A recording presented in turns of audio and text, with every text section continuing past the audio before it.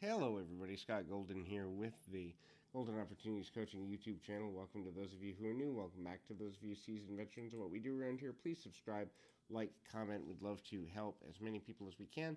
Also, subscriptions help us to get closer to our 1,000-person goal. When we get there, we can start to give to charity, and certainly at this time in our history, it's more necessary than ever.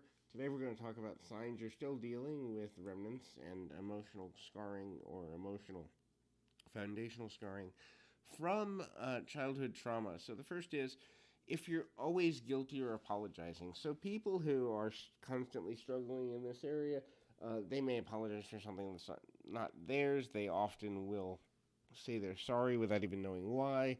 They also can be made to feel guilty based on, or can often feel guilty without reason.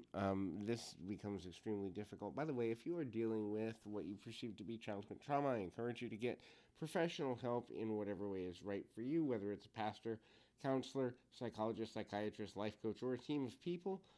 I work with trauma recovery a whole bunch in my private practice. If you're interested in working with me, you can reach out here at the website in the About Me section of this page, or at PO Perception on Twitter. The next thing, though, to think about is if you're constantly dealing with feelings of panic or anxiety when looking at social situations or situations where what other people think can have a profound impact on you professionally, personally, emotionally, spiritually. So, this is especially true for people that develop things like panic disorder, social anxiety disorder. A lot of those foundations, if you haven't had a trauma as an adult, are founded in the relationships we have with parents and or siblings and or if we've experienced bullying when we're younger. Panic tendency and the wiring in the brain that deals with panic has a lot to do with how we formulate as children, both up until the age of 7 during formative years and also 7 through 12, where we begin to really develop self-identity and can obviously carry through the teenage years. But that say 6 to 12 is so crucial in developing strong self-identity. If you struggle with being distant from people or trying to stay distant from social situations and or really deeper conversations, deeper connections, it can be a sign of childhood trauma. So most people that have been through trauma have a connection with the idea that the closer they get to somebody, the more danger they're in. If you link danger and emotional closeness, or if you link danger and relaxing into a relationship, friendship, or romantic, or other forms of social interaction, it can be a sign of childhood trauma, especially if you've, for example, had to deal with abuse or constantly moving. In other words, if your environment wasn't stable, then keeping your distance from believing that a person can be, a stable force in your life or good to you consistently can be extremely difficult. This means it's hard to stay happy on a regular basis. So obviously, happiness is a choice of focus, and obviously there is endorphins and chemicals that go along with happiness. But staying happy is more about being able to shift oneself away from fear, doubt, and negative emotion back to gratitude, hope, and positive emotion. And so staying happy is about being able to shift one's worldview on a consistent basis. That isn't to say that outside stimulus like friends or family or a job promotion can't help to contribute to our happiness, but self-regulation of emotion is necessary in order to maintain consistent happiness. When a person doesn't feel they have the ability to remain happy or to control their own happiness, they will go into self-hatred. So self-loathing, self-hatred can be very problematic because it usually is rooted in things that one has been told years, if not decades before, usually during childhood, wherein a person begins to feel that everything that negative that happens is their fault, and also that ultimately they're going to get blamed for everything anyway, so they might as well just jump in and take the blame before anything bad happens.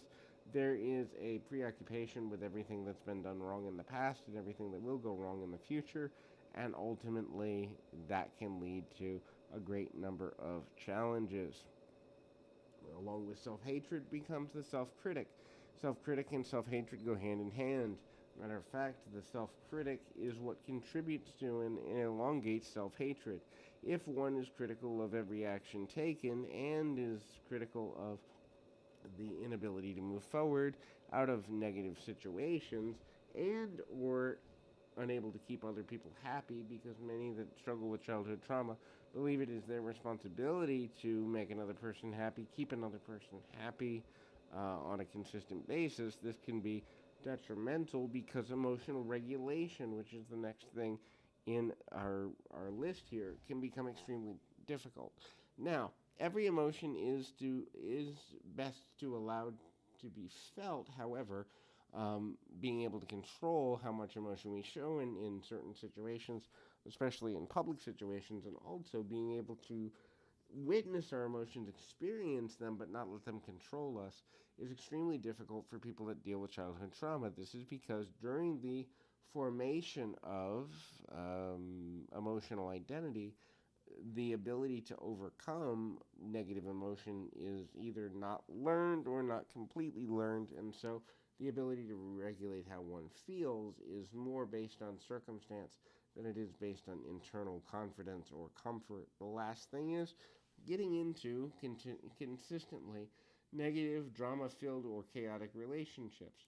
If a person, even if they don't want to go through what they went through when they were younger, if the only meta model that one has is the idea that a relationship means chaos, or a relationship means threats, or a relationship means pain, then what they will do is they will seek out to mirror image what they're most comfortable with, not necessarily because they want that experience, but because the belief that anything other than that can remain for them is so foreign, so uncomfortable, so very just confusing that at the end of the day, the person starts to believe the only type of relationship they can really have is one that's unhealthy and unbalanced. So hopefully this has been helpful for you. I encourage you, keep your feet on the ground, your mind in the moment. Until next time, everybody.